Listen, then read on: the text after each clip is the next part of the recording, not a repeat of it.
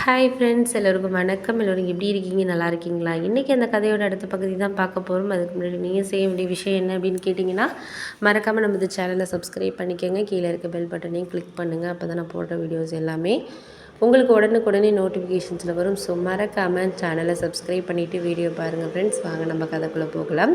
அதுக்கப்புறம் நான் சொன்னோன்னே, அம்மா இது மாதிரி சர்ப்ரைஸ் இருக்குது அப்படின்னு சொன்னோன்னே எனக்கு ரொம்ப சந்தோஷமாயிட்டு. பரவாயில்ல, ஏதோ நல்ல விஷயந்தான் அப்படின்னு சொல்லிட்டு அதுக்கப்புறம் அம்மா சொன்னாங்க, இது மாதிரி நீ ஒரு ஸ்கூலில் இன்டர்வியூ அட்டன் பண்ணல, அதுலேருந்து இன்னும் 10 நாளில் உன்னை சர்டிஃபிகேட்லாம் கொடுத்துட்டு ஜாயின் பண்ண சொல்லியிருக்காங்க. நாளைக்கு நேரில் பார்க்க சொல்லியிருக்காங்கம்மா அப்படின்னு சொல்லிட்டு சொன்னோன்னே எனக்கு ரொம்ப சந்தோஷமாயிடுச்சு. பரவாயில்ல, நம்மளுக்கு ஏதோ நான் எதிர்பார்த்த மாதிரி ஏதோ ஒரு ஜாப் அமைஞ்சிருக்கு. ஏன்னா அந்த ஸ்கூலில் வேலை கிடைக்கிறது ரொம்பவே இது பண்ண விஷயந்தான். ஏன்னா எக்ஸ்பீரியன்ஸ் எனக்கு கம்மியாக இருந்தாலும் நான் இன்டர்வியூவில் கொஞ்சம் பதில் சொன்ன விதம், அதுக்கப்புறம் கிளாஸ் எடுக்க சொன்னாங்க, அதெல்லாம் பார்த்துட்டு அவங்க எடுத்திருக்காங்க அப்படின்னு சொல்லிட்டு தான் எங்கள் அம்மா சொல்லிகிட்டு இருந்தாங்க. நீ ஒன்றும் கவலைப்படாதம்மா அப்படின்னாங்க. ஆனால் அம்மாவுக்கு என்ன கவலைன்னா, இவ்வளோ தூரம் ட்ராவல் பண்ணி போகணும், 2 மணி நேரம் ஆகுது இங்கேருந்து அப்படின்னு கொஞ்சம் கவலைப்பட்டாங்க. அதுக்கு தான் எங்கள் அம்மாக்கிட்ட சொன்னேன், நீ எந்த ஒரு விஷயம் நம்மளுக்கு கிடைக்கணுனாலும் நம்ம கொஞ்சம் தூரத்தை கடந்தால் தாம்மா நம்மளுக்கும் ஒரு எக்ஸ்பீரியன்ஸ் கிடைக்கும். நான் இதே இடத்துல இருந்தேன்னா இதே 7,000 சம்பளத்தில் இன்னும் எத்தனை வருஷம், 4 வருஷம் 5 வருஷம் ஆனாலுமே இந்த சேலரி என்னால் வாங்க முடியாது, கஷ்டமாக தான் இருக்கும். அதனால் நம்ம ஒரு இடத்துக்கு போகிறோன்னா அதில் இருக்கிற கொஞ்சம் கஷ்டங்களையும் நம்ம பார்க்காம நம்மளுக்கு பிடிச்ச வேலையை செய்கிறோம் அப்படின்னு சொல்லிட்டு நம்ம நினைக்கணுமா. இருக்க இன்க்ரிமெண்ட்லாம் போடுவாங்க. இப்போ எனக்கு ஒரு 20,000 சம்பளம்னா அதுக்கப்புறம் இன்க்ரிமெண்ட்டு, அதுக்கப்புறம் சேலரி எல்லாம் பிடிச்சிட்டு நம்ம வேலை பார்த்துட்டு வரப்போ கூட நம்மளுக்கு நல்ல அமௌண்ட்டாக கொடுப்பாங்களாம்.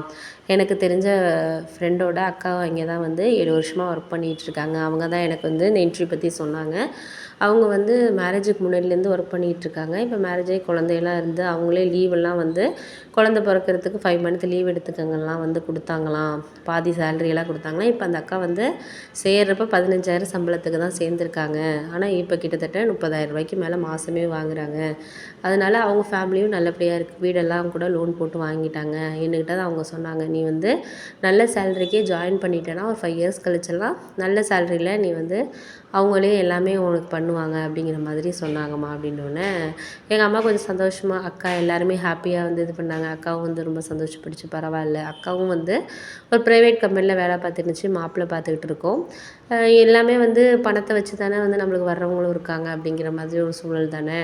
நம்ம எவ்வளோ பவுன் போடுறோம் அதுக்கேற்ற மாதிரி தான் இன்றைக்கி பெண்களோட வாழ்க்கையும் சரி, நம்மளோட என்ன தான் குணம் நம்மளுக்கு இருந்தாலுமே பணங்கிற ஒரு விஷயத்தை வச்சு தான் இன்றைக்கி நம்மளோட ஒரு சூழ்நிலைகள் ஒரு திருமணங்கிற விஷயத்தை நம்ம அமைச்சிக்கிறதே இருக்குது அப்படிங்கிறது ஒரு உண்மையான ஒரு விஷயம். யாராலையும் மறுக்க முடியாத ஒரு விஷயமாகவும் இருக்குது.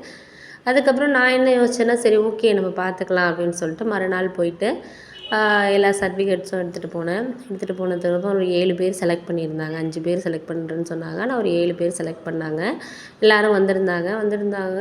இதில் நான் தான் கொஞ்சம் எக்ஸ்பீரியன்ஸ் கம்மி. பாக்கி எல்லாருமே 5 இயர்ஸு 7 இயர்ஸ் அப்படி. ஆனால் என்னை செலக்ட் பண்ணதுக்கு காரணம் நான் இன்டர்வியூவில் நல்லா பர்ஃபார்ம் பண்ணது தான் அப்படிங்கிற மாதிரி அவங்க சொன்னாங்க என்கிட்ட. அதுக்கப்புறம் எல்லா சர்டிஃபிகேட்டையும் ஆஃபீஸ் ரூமில் கொடுக்க சொன்னாங்க. அதுக்கப்புறம் கண்டிப்பாக நீங்கள் ஒரு 2 இயர்ஸ் ஒர்க் பண்ணி தான் ஆகணும், வேண்டாம் அப்படின்னு சொல்லிட்டாங்க, சொல்லக்கூடாது அப்படின்னு சொன்னாங்க. என்கிட்ட கேட்டாங்க, இது மாதிரி பஸ் நீங்கள் இருக்கிற ஏரியாவிலேருந்தே பஸ் வருதுமா, ஆனால் நீங்கள் ஒரு 7:30 மணிக்கெல்லாம் நீங்கள் ஸ்டாப்பிங்கில் இருந்தீங்கன்னா அந்த பிள்ளைங்களை அழைச்சிட்டு வர்றப்பயே உங்களையும் பிக்கப் பண்ணிக்குவாங்க. 1.5 மணி நேரத்தில் வந்துடலாம், ஒன்றும் பிரச்சனை கிடையாது அப்படின்னு சொன்னாங்க. ஈவினிங் 4:30க்கு நாங்கள் விட்டுருவோம். கிளாஸ் இருந்தால் மட்டும் 5 o'clock அந்த மாதிரி இருக்கும். நீங்கள் வீட்டுக்கு போகிறதுக்கு அதே மாதிரி பஸ்லேயே போயிடலாம், 7 மணிக்கு போயிடலாம் அப்படின்னாங்க.